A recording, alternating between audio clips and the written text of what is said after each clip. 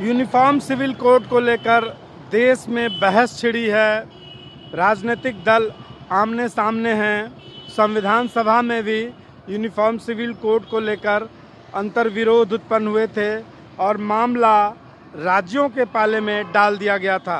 दृष्टिकोण से अगर मैं सामाजिक विकास की प्रक्रिया को देखता हूँ तो कोई भी संस्कृति ना तो एक दिन में या एक साल में या 10 साल में बनती है न बिगड़ती है।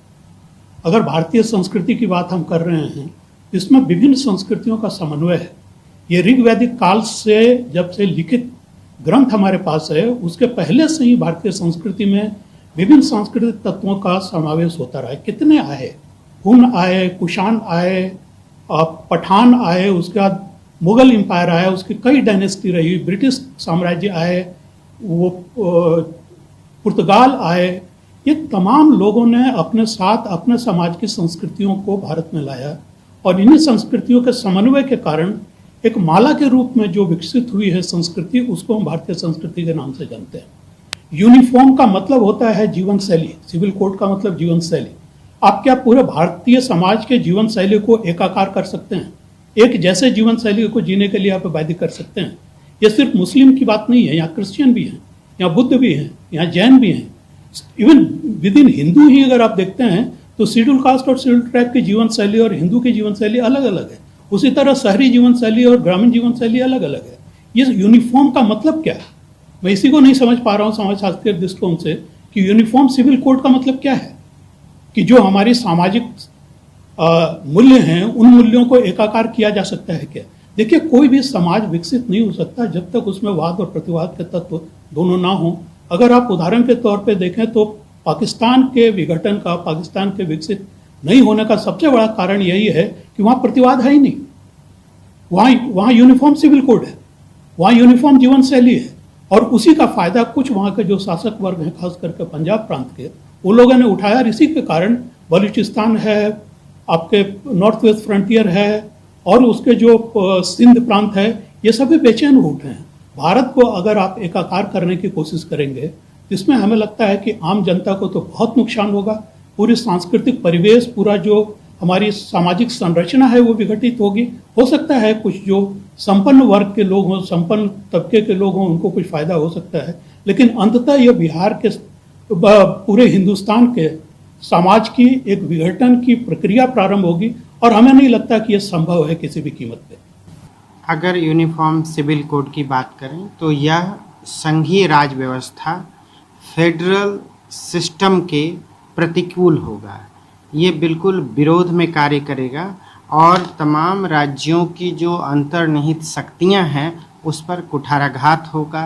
राज्य के जो नीति हैं, नियम हैं, उन्हें जो है केंद्रीय नियम, सेंट्रल लॉ जो है उसे कंट्रोल करेगा। सपोज दैट बिहार में अगर शराबबंदी है तो जाहिर है कि सेंट्रल लॉ अगर ऐसा नहीं है, कहता है, तो बिहार में इस तरह की नीतियां आप लागू नहीं कर सकते।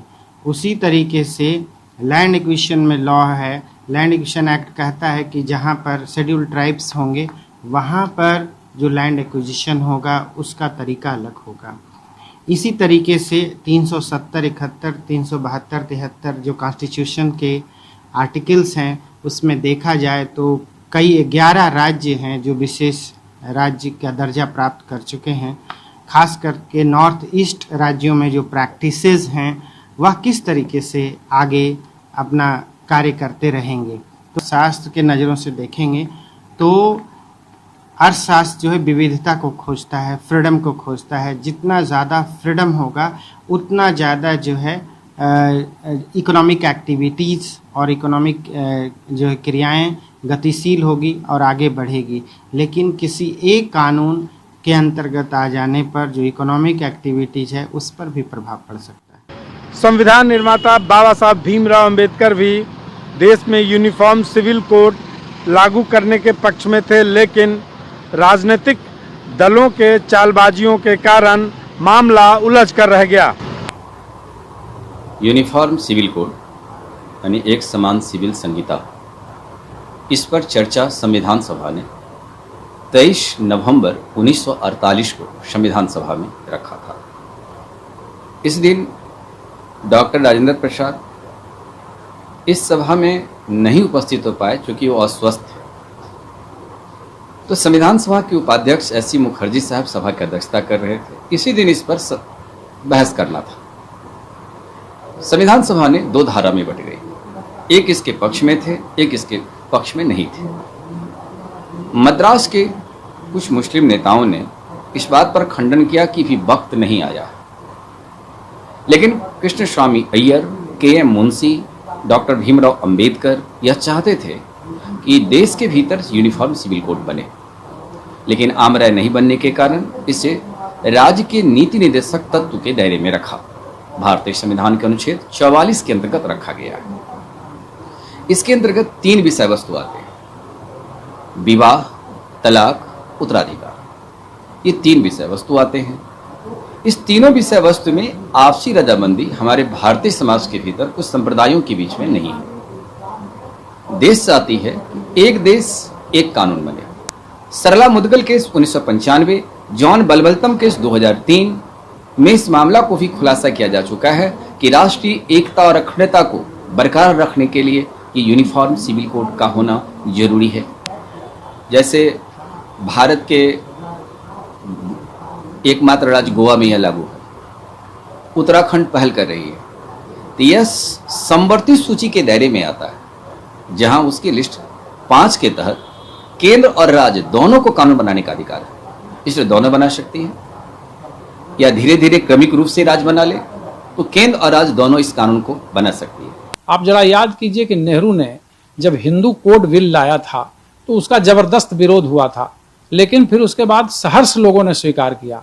लेकिन चूंकि समान नागरिक संहिता को लेकर के बार बार दुहाई दी जाती है, ये विविधताओं का देश है, यहाँ कई धर्म के लोग हैं और उनका अलग अलग अपना अपना धार्मिक कानून है, उस अनुसार वे चलते हैं, जैसे शरिया लॉ है या ईसाई की बात कर लें, तो एक बड़ी बात जो सामने निकल करके आती है हिंदुस्तान में कि यहाँ के राजनीतिक दलों, खास करके क्षेत्रीय राजनीतिक दल कह लें या राष्ट्रीय राजनीतिक दल कह लें, तो अपने अपने हिसाब से एजेंडे को सेट करते हैं, उस पर वोट की राजनीति होती है, ताकि इस तरीके की राजनीति करके हम वोट की फसल काट सकें और सत्ता तक पहुंच सकें।